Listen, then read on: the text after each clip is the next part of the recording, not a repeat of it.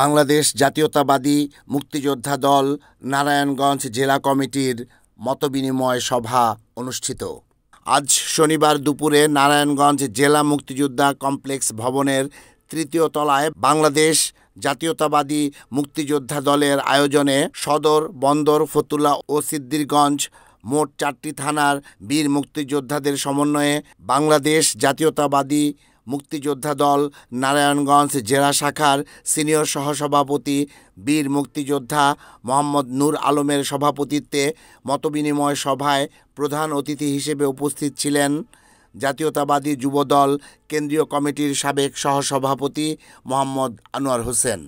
মতবিনিময় সভায় 4টি থানা থেকে আগত জাতীয়তাবাদী মুক্তিযোদ্ধা দল থানা কমিটির নেতৃবৃন্দ বিগত 16 বছরে আওয়ামী সরকারের বিভিন্ন নির্যাতন নিপীড়নের স্মৃতিচারণমূলক বক্তব্য রাখেন।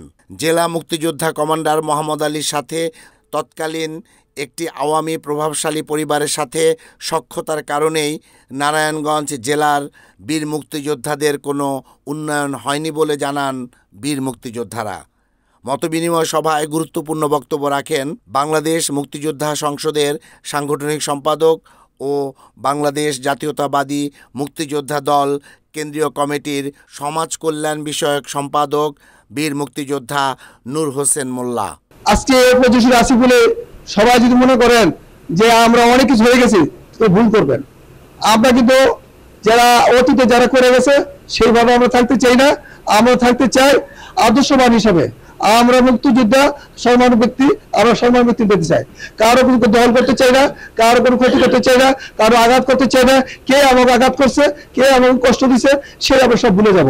শুধু আমরা আমাদের সামনের দিকে চলবো, আমরা আমাদের পথ আমরা চলবো, কিন্তু কারো পুরনো জিনিসটা করে আঘাত দিতে আমরা দেবো না। এটা আমাদের নেতার কথা, আমাদের নেত্রীর কথা, তাই না? তাই আমি আপনাদেরকে অনুরোধ করবো যে যে আঘাত পেয়েছে তারা ভুলে যাবেন। আমরা সব ভুলে গিয়ে আমরা আল্লাহর কাছে বিচার দিয়ে রাখছি, যে যেরকম করবো সেরকম ফল পাবে। শুধু আমরা আমাদের কাজ আমরা এগিয়ে যাব। আজকে আমরা এখানে সবাই আমরা বসছি, আগামীতে আমরা আবার বসবো। আজকে 3 থানা নিয়ে আমরা এখানে বসছি, আগামীতে আমরা 4 থানা নিয়ে, আমরা আগামীতে 7 থানা নিয়ে আমরা বসবো।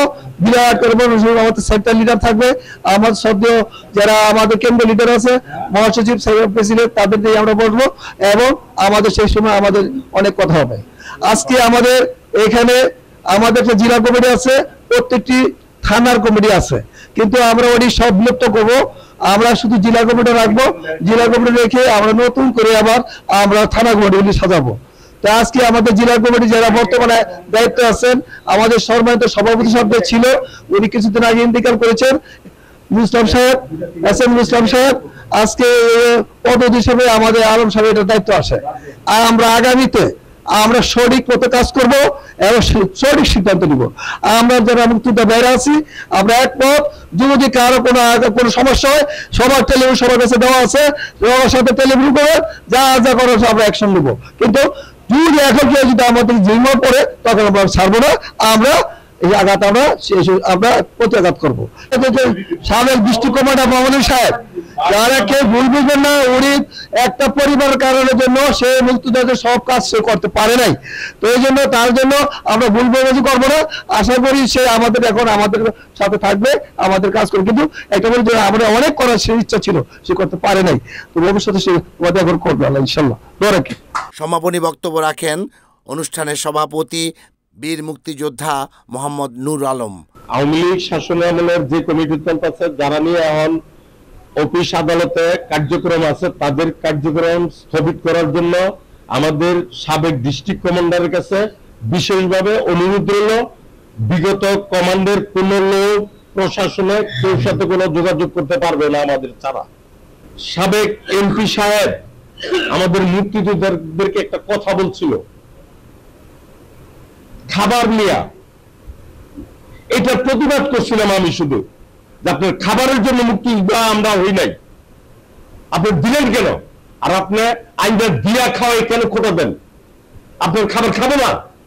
হ্যাঁ আলম ভাই এরকম করে উঠছে। আমি বলে রাখেন, আপনি এরকম চেতেন কেন? আপনি বলছি আমরা খাবো, আপনি খাওয়া, আপনি কেন দেন আমাদেরকে? এই নিয়ে ওনার অনেক কিছু, এরপরে উনি আমাকে অনেক শাসাইছে ভয় পায় নেই। তো এটা ভয় পাওয়ার না পিছনে কারণ হলো এক মোহাম্মদ আলী সাহেব ছিল আমাদের মেরুদণ্ড। খুব দ্রুত সময়ের মধ্যে জেলার অন্যান্য থানা কমিটির নেতৃবৃন্দদেরকে নিয়ে কেন্দ্রীয় কমান্ডের নির্দেশে দেশ গড়ার কাজে ঐক্যবদ্ধ থাকার প্রত্যয় ব্যক্ত করেন বীর মুক্তিযোদ্ধারা। রিপোর্ট আহমেদ শরীফ, NAN TV।